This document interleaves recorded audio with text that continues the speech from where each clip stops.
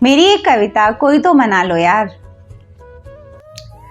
मेरे रूठे रहने से चेहरे पर शिकन बढ़ने लगी है।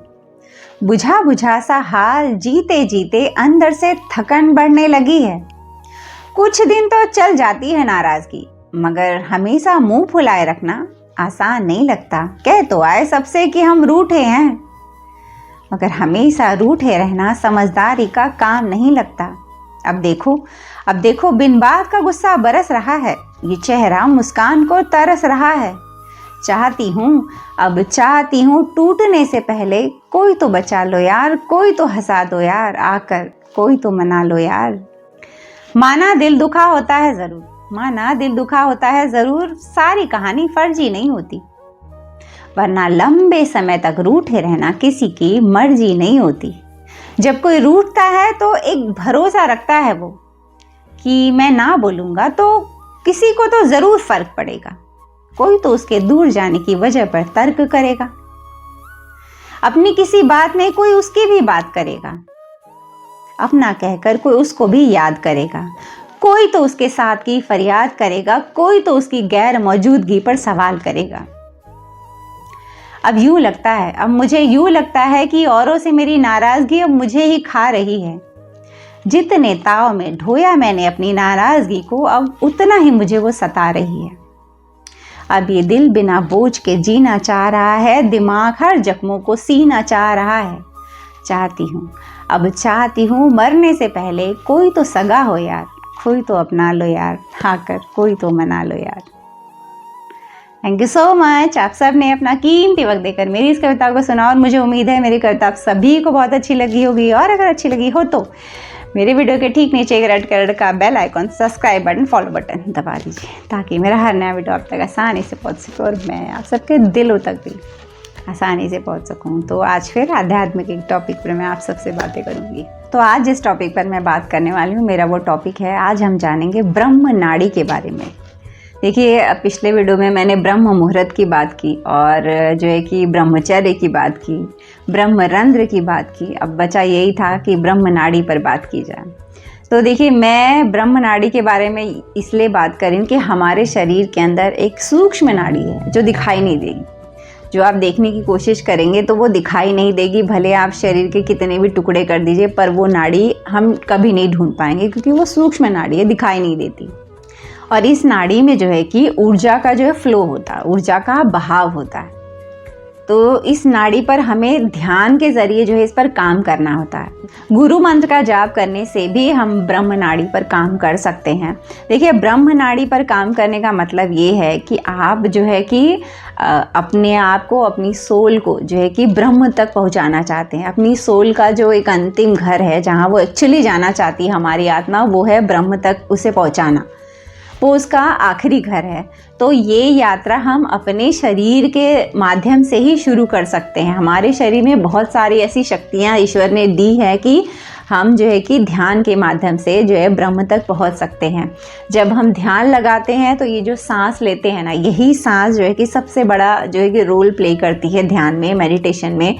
यही प्राणवायु को हमें ब्रह्म नाड़ी तक पहुंचाना होता है, और तब जाकर जो है कि ब्रह्म नाड़ी हमारी जो है कि सक्रिय हो जाती है। ब्रह्म नाड़ी जो है कि छुपी होती है सुषुम्ना नाड़ी के बीच में। तो पहले हमें जो है कि सुषुम्ना नाड़ी के बारे में जानना होगा। तो हमारी जो ये रीढ़ की हड्डी है ना, उसके ठीक बीचों बीच सुषुम्ना नाड़ी होती है। ये भी सूक्ष्म नाड़ी होती है जो नहीं दिखाई देती, और इसी सुषुम्ना नाड़ी को हम ऊर्जा का चैनल कहते हैं। ये जो है सुषुम्ना नाड़ी, वो मूलाधार चक्र से शुरू होती है और हमारे सहस्त्रार चक्र तक जाती है। हमारे बिल्कुल रीढ़ की हड्डी जो नीचे का हिस्सा है, वहाँ से शुरू होती है और यहाँ सर तक जो है कि वो जो है कि काम करती है हमारी सुषुम्ना नाड़ी। अब देखिए, सुषुम्ना नाड़ी के बारे में हम समझने की कोशिश करते हैं कि ये नाड़ी ऐसा नहीं कि सिर्फ एक नाड़ी है और जो है कि उसी पर हमें काम करना नहीं। सुषुम्ना नाड़ी पहले आप देखोगे, फिर उसके अंदर एक और परत है, उस नाड़ी को हम कहते हैं वज्र नाड़ी, और उसके अंदर एक और परत है जिसको हम चित्रणीय नाड़ी या विचित्र नाड़ी कहते हैं। फिर उसके अंदर ब्रह्म नाड़ी होती है। तो सोचिए जो हमारी रीढ़ की जो हड्डी है उसके बीचों बीच में जो सुषुम्ना नाड़ी है उसके अंदर इतनी जो है कि 3 नाड़ियों की जो परत है, और जो सबसे अंतिम परत है वो उसे हम कहते हैं ब्रह्म नाड़ी। यानी हमें ध्यान में हमारी सांसों को उस नाड़ी के भी अंदर पहुंचाना होता है, तब जो है कि हम ब्रह्म नाड़ी तक पहुंच पाते हैं।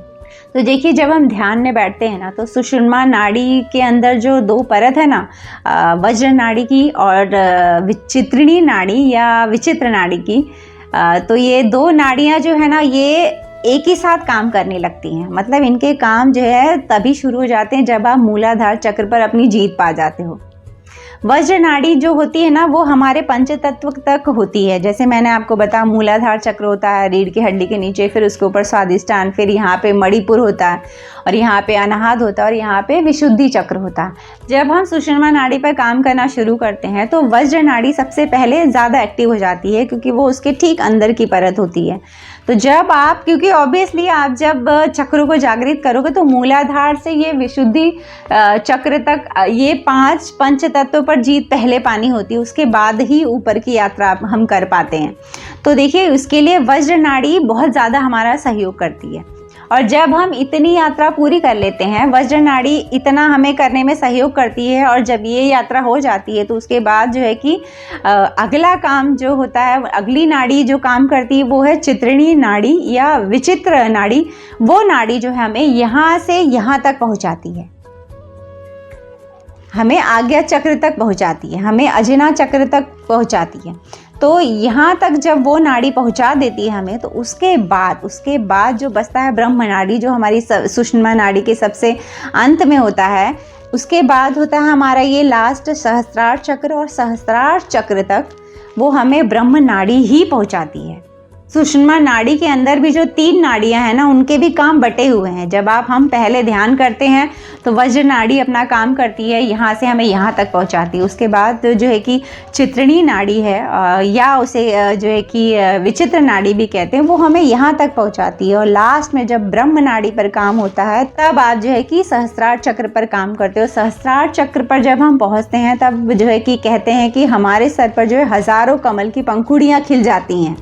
तो देखिए जो हमारा ये रीढ़ की हड्डी का निचला हिस्सा है और यहाँ तक का, देखिए वो यात्रा ऐसी ही है कि एक डंडी है कमल की यहाँ तक, और उसके बाद जो है कि हमारा सर पे जो है कि कमल की पंखुड़ियाँ खिल जाएंगी, और उसके बीच का जो जॉइंट है तो वहाँ पे चित्रिणी नाड़ी जो है कि वो काम करती है। तो बहुत देखिए शब्द से भी समझा जा सकता है। वज्र नाड़ी का मतलब क्या होता है? वज्र नाड़ी यानी कठोर, एकदम सुदृढ़ होना। तो देखिए ध्यान में हमेशा ये कहा जाता है कि जब आप ध्यान में हो तो हमें रीढ़ की हड्डी एकदम स्ट्रेट रखनी होती है। जितनी स्ट्रेट आप रखते हो उतना जो है कि आप अच्छा ध्यान में जो है कि उतर पाओगे, और उतनी अच्छी एनर्जी जो है कि एनर्जी को एक सीधा रास्ता मिल जाता है ना फ्लो करने के लिए, क्योंकि इन नाड़ियों में ऊर्जा का ही तो फ्लो होता है।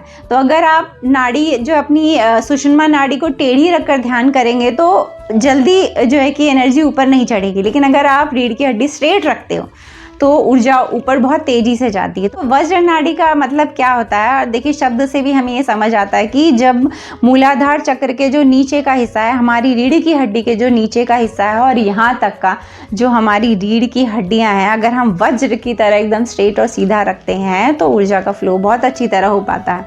और उसके बाद देखिए चित्रिणी नाड़ी का मतलब भी है कि चित्र से जुड़ा हुआ होता है। यानी जब आप ये यात्रा पर शुरू करोगे ना चक्रों पर विजय पाने की, तो आपको अनुभूति होनी शुरू हो जाएंगी।